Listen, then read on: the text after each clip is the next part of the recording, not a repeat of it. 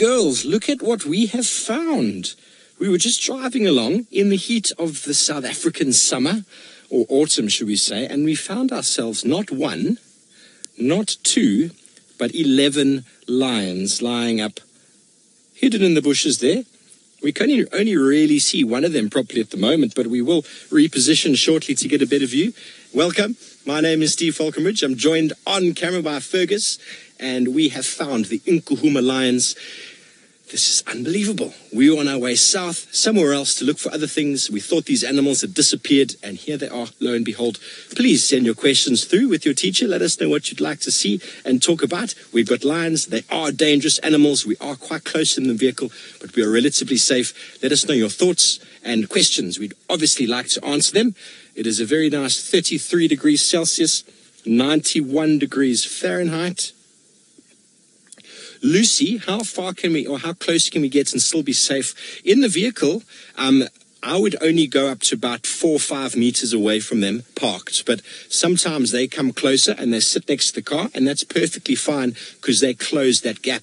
But I wouldn't drive right in there and park right on top of the lions because that's just going to influence their behavior. But essentially, these lions see us as a big box. We smell of fuel, we smell of petrol, we're green, and we make a lot of noise, and so they don't see us as food. But if I climbed out of the car, you probably noticed when Fergus was looking at me there that I don't have a door. So if I climbed out of the car and they saw me as a human being, then I could potentially be in a lot of trouble. But we will not do that. That is just silly. We will not do that. But we're perfectly safe in the car. There is not one recorded case in history in the game driving industry of someone being pulled off of a car by a lion. Okay, so marvelous. We have got the Nkuhuma Pride, and they are doing exactly what lions do at this time of day, lying very, very flat. And the individual we're looking at there is one of the younger members. He is the only male in the Pride. Now, some of you might be thinking shame, and indeed, shame is all by himself with regards to being a masculine young boy. But he's only about 15, 16 months.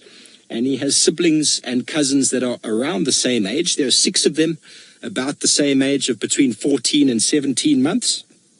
And then 5 adult lioness. Can you see around his neck, he's developing a little bit more hair. And that is the beginnings of a mane. You can see that there. That's the beginning of the mane. That when he becomes older and dominant, it assists when they fight. Because when male lions fight, they hit each other and they go for the neck. And it's like sort of like a knight, you know, wearing armor and wearing a chain mail coat around the neck. It protects the vital areas from claws and teeth. But right now, they are just relaxing and lying very flat in the shade, close to the river. Okay, so these lions are not going anywhere, and we're going to stay with them a little while longer. But let's go to Tristan, who has got a spider. Yes, and we've moved around, boys and girls, and we have now got the rest of the lions. I apologize for a little bit of the car in the front of the shot there, but we've found the rest of the Pride. Now, they're number 11 in total, and this is the rest of them here. There's one of the adult lioness, one of the leaders of the Pride, and they're enjoying a little bit of shade because they like to move around more at night time.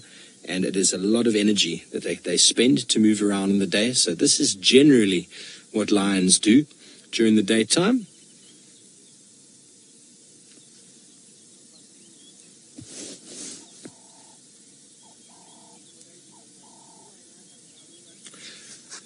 Ms. Huber-Kunath, you want to know when is a lion fully grown?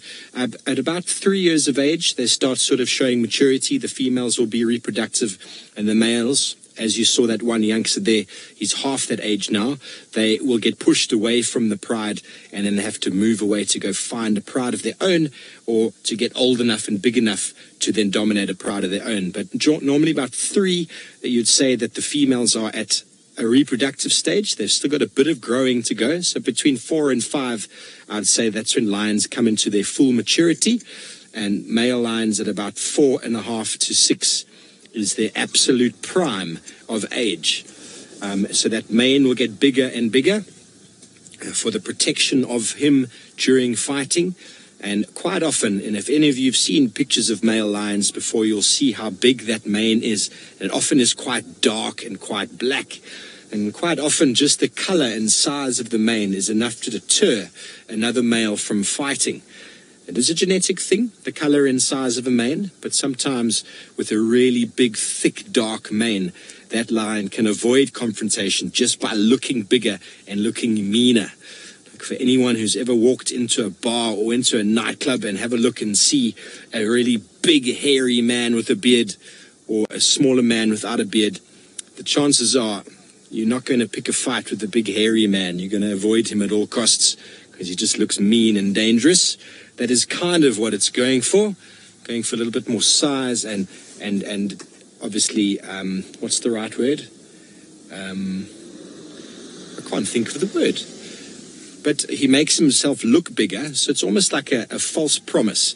But if you have to fight, if the male lion has to fight every single time they see other males, they're not going to live very long. So if they can avoid confrontation just by looking bigger, then they will live a lot longer, and they'll only fight against males that feel they are big enough and strong enough to compete. Alexis, the wound on her hip is, yes, it is a very bad wound. It's looking a lot better than it did. It was probably the size of an American soccer ball at one stage. It was enormous. And then it healed up. There was only a small gash there. And then this pride had an encounter with another pride to our northern boundary. And since that encounter, that wound has opened up again. But it doesn't look nearly as bad as it used to. And she is still doing quite well. She is the oldest member of the pride.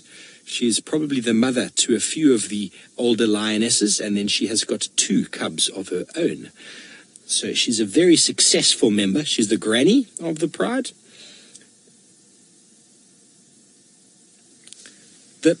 Luca, the adults in the pride, let me just have a quick look. We've got some new ID kits that we got the other day.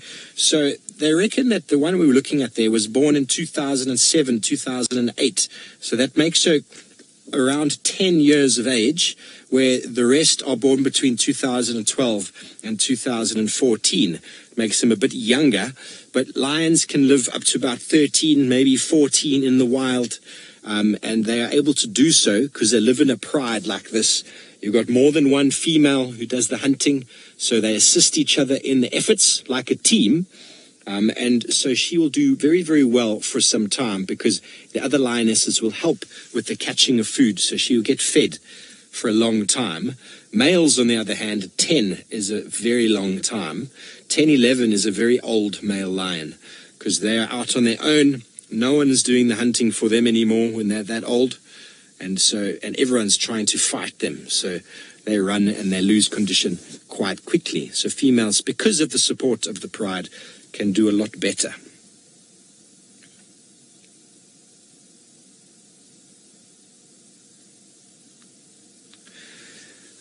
Regina wants to know if male and females are equal in weight, and that is a very big no. Essentially, females weigh about 135 to 140 kilograms, so close to 300 pounds, whereas males can get up to 240 to 80 kilograms, so more than 450 to 500 pounds. So the weight there is huge. There's a huge difference in weight, and a female has no chance on her own against a male. But as a group, they can push out new males that come in. They do have that ability, because what we do know, when males come into an area that they're not normally from, they will try and kill the cubs in the pride. And so the females have to be very, very strict and very strong to push away new males so they don't kill their cubs.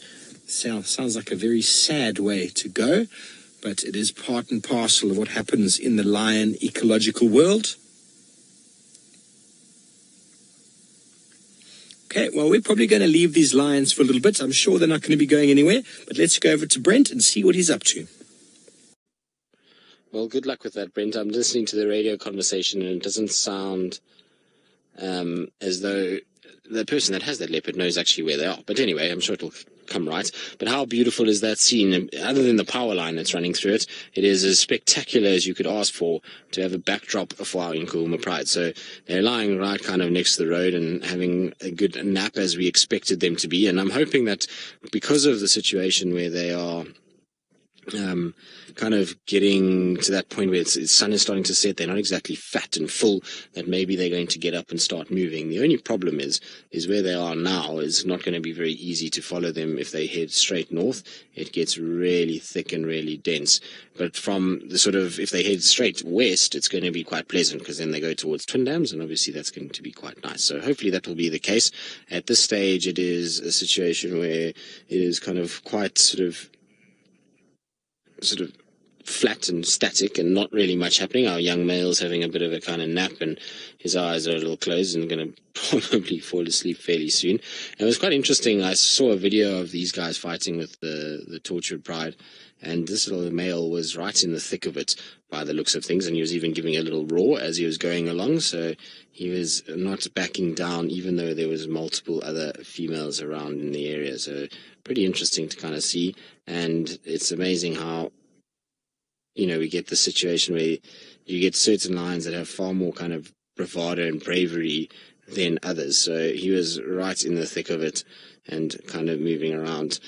Now, a lot of you, I'm sure, have been wondering about, I was saying that I was going to try to get a video of the fight between the sort of leopards, the females, and talking about videos, and I still haven't been sent it. I have asked for it, but I still haven't been sent it. So as soon as I get it, I will try and be able to put it on my phone and then be able to show all of you guys what actually happened and who exactly it was, and then we can confirm. But until such time, it'll just be conjecture, I'm afraid, as to which individual it was.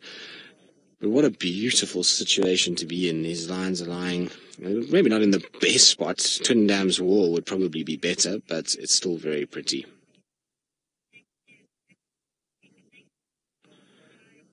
So, sorry, Kirst, if you can just repeat the middle part, you broke up a little bit. Does a cat with?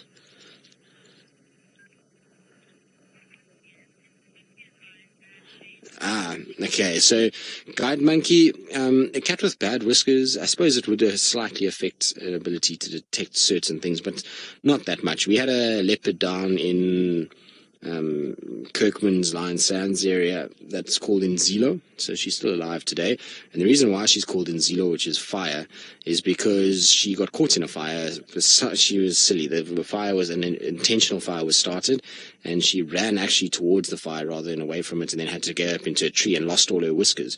She was absolutely fine. There was no other damage to her, but she singed all her whiskers because she was trying to sniff at the fire while she was in the tree, and that then burnt off her whiskers. And it was quite kind of funny to see a cat with no whiskers whatsoever, particularly leopards, because we know leopards have these long whiskers.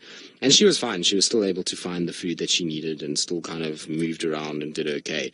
So, I mean, it obviously does compromise their senses a little bit, but it's not a huge amount. You get a situation where they still will be able to kind of find food because they have such good hearing and eyesight and sense of smell.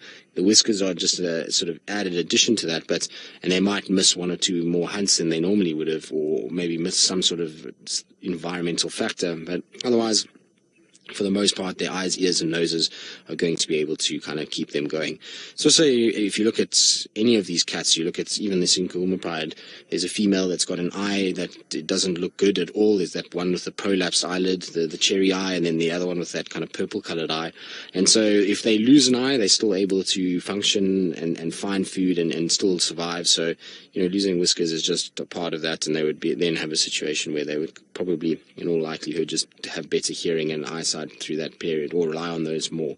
So it sounds like Brent has solved the riddle and figured out exactly where Tingana is. So let's send you back across to him and see what's happening. We are. So we have, I suppose it's not a trifecta in terms of species, but a trifecta in terms of number of cats on each feed. So we've got Hosana, Tingana, and then also the Nkuhumas. And this Nkuhuma sighting, as much as the cats are flat, it is one of the most beautiful scenes that we could possibly have. We have these kind of rolling green hills, and like I say, besides the power lines that run along this main road, which are a necessary evil for the lodges to have power, but you've basically got these kind of rolling, undulating hills that go away from us into this fiery red, purple sky, and it is just absolutely perfect black backdrop to these lions. So it is an amazing kind of place just to sit and enjoy. And when you get skies like this, it is absolutely amazing. So we've been flabbergasting is right, Kirsty. We're so glad you're back. You provide us with all these great words that allow us to sound like we're intelligent. So always Kirsty that's got these entertaining words and interesting big words. Kirsty, you obviously had a good leave because you're full of them this afternoon, and which is a good thing. But our lions, I think, are going to nap a little bit longer. I think they'll start waking up probably when it gets dark. So it's only about 10 to 6 now. And what we've noticed with Steve over the course of the last couple of days that he's spent with them is that they seem to, in minutes or so, is when they move. Obviously not massively with another meal, but there is still a little bump in those bellies from the kudu that they ate a little bit, well, not last night, the night before, and who knows what they maybe had last night. Now, unfortunately, our signal is starting kind of to dip and to go down, which I don't want to break the car, Brenty. It would be nice if Rusty continued to work after your assault on it. Our tawny cats, unfortunately, are still not awake. I thought by now we would start to see a little bit of yawning, maybe a bit of moving. In fact, there is one that's awake on the back right there, Craig. You see there's one that's kind of got its head up. So there's hopeful signs, at least, that there is one. There's another one that's stretching close to us a little bit and rolling about. And so we have a situation where maybe, just maybe, they are starting to wake up. Although that one, as much as it kind of looks as though it's rolling around, it's still got its legs open and is still enjoying a nice, comfortable lie down, as only lions can do. And a couple of flies that are irritating its ears and its face. But you can see there's a little bit more movement than there was a short time ago. There's at least a bit of moving of the heads and some rolling around, and slowly but surely that starts to kind of work up a little bit, and then eventually heads pop up, a bit of grooming starts to take place, and then we start to see the lions actually moving around a little bit like that.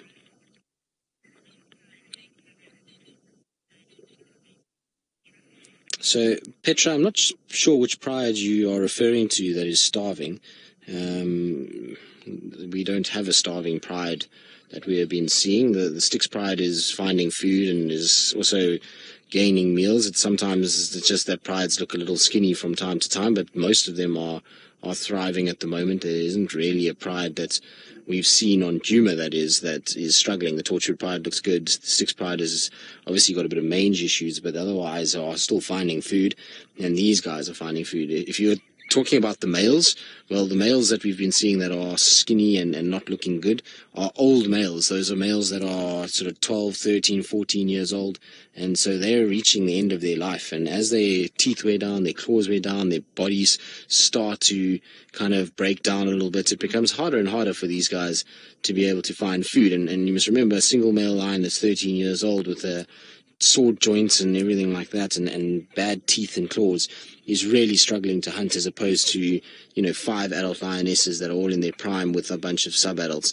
So it makes life a little bit more kind of difficult for the males, and those are the ones that are hungry. But in terms of the prides themselves, none of our prides are emaciated and skinny. They go through phases where they look like they need a meal, and then they bounce back from it pretty quickly. As soon as they get themselves one good meal, then they look good again. So it's a situation where lions are funny cats, and it's just one day and they all of a sudden will be back in their sort of prime and be looking quite good. But there's definitely a little bit more movement, a few little heads that are up and kind of popping themselves to sort of see what's going on. And there is a spotlight as well that is being shone by the guides that have guests. They unfortunately don't have the ability to turn their guests' eyes into IR, and so while we can do it, they can't, and so they still use spotlights in order to be able to kind of shine on the animals and try and do it. Now, hopefully, the way that they are shone on will be good, and that they won't kind of scan too much. Now, our infrared, unfortunately, when people have got spotlights, it doesn't work very well at all, because the infrared just flares out whenever somebody pans a spotlight over. So we won't go into infrared just yet because of the lights that are around. As soon as everybody kind of starts to leave, then we'll start to hopefully be able to go into the infrared and not have to worry about the flashes of light all over the place. But definitely, like I say, a little bit of movement at least, a little bit of kind of waking up, a few heads popping up here and there. And this is, I think, the start of the waking up process. You can see the eldest female and the young male. There's the young male that's got his head up. And then the eldest female, which is the one on the far, far left, has got her head up as well. So those two are just having a bit of a kind of thing. And there's the eldest female on the far left with her injury on her hip. That is healing up nicely, but she's starting to wake up. A few yawns, and yawns are a good sign. It means that hopefully these lions are going to start thinking about waking up and moving. What we need is amber eyes to wake up. Generally, amber eyes is the one that kind of gets everybody going. But if the eldest lioness and amber eyes get up, then the rest of the pride will follow quite quickly. The sub-adults are still sheep-like in that whenever somebody else moves, they'll start to move as well. But look at that sky. There's now a bit of purple that's coming out as well. It is absolutely beautiful. Very cool. Good. Now, while we sit here and wait for these guys to wake up, slowly but surely, they are busy doing it. Let's send you back across to Steve, who's bumbling about. I wonder where he is. Actually, it sounds like Steve's signal is just not working this evening, so we are back with us and our lions, who, as you can see, have done very little in the 2 seconds that you were away. There seems to be one or two also in the background in the Tamboti thickets that are starting to wake up as well. You can see there's still one or two that side, and their heads are up now, and they should hunt tonight. Theoretically, with the cloud cover that we've got overhead, and if there's thunder and lightning, that works right into the hands of cats for hunting. That's when they'll start to kind of come out and chase animals. And the reason why is because it's generally darker, it's noisy, it makes life a lot harder for these cats to be able to, well, a lot harder for the prey animals, sorry, to see or hear or smell the cats coming. And so you have a situation where these guys can then use that to their advantage. So it's pretty important when we get conditions like this, particularly because we've just come from a full moon period, which would have made it harder for all these cats to hunt, that they utilize every bit of conditions that they have and try and then use cloudy, stormy weather to their advantage. Now, this particular pride at the moment, we know there's one buffalo on Djuma somewhere, so maybe that buffalo is going to be in a bit of danger tonight if this pride starts getting going and just heads, if they head northeast and west from where we are now towards the sort of sunset, then they might come across that buffalo, because that's where Brent had it this morning. So I'm pretty sure this pride would love to get themselves a buffalo.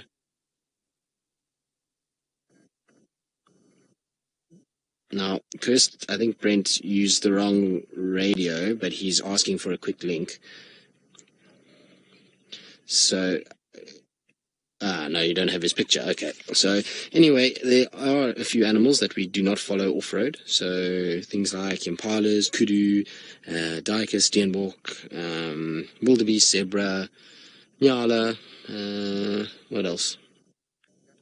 That's pretty much it. So, normally what we say for Big Five, and then you'll have a situation where you can off-road for cheetah, wild dogs, and then really special sightings, so things like aardvark, pangolin, caracal, serval is also generally acceptable. So the rest of them, we try. Right, now I believe Brent's picture's back, so let's quickly send you across to him.